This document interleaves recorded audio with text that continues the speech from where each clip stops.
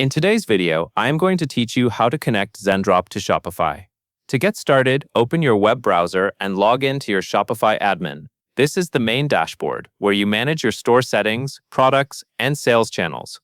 Make sure you are logged into the correct store, especially if you manage more than one, because the app connection will apply to the store you are currently viewing.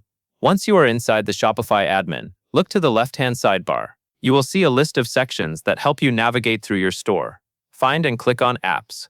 This area is where you can view the apps you already have installed and where you can add new apps to expand what your store can do. After you open the Apps section, locate the search bar on the Apps page.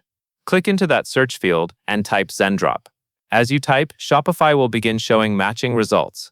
Take a moment to confirm the listing, since similar names can appear if multiple tools relate to dropshipping. From the search results, select the app called Zendrop Dropshipping and POV.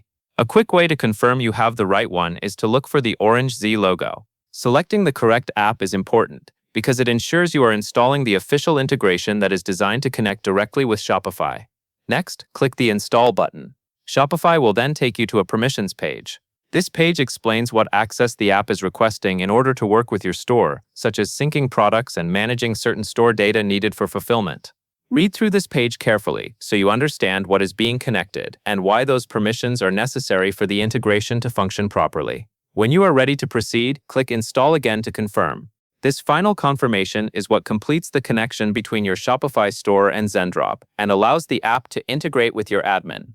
After the installation finishes, the app will be added to your Shopify apps list, and you will be ready to continue setting up Zendrop inside Shopify. That covers everything you need to know.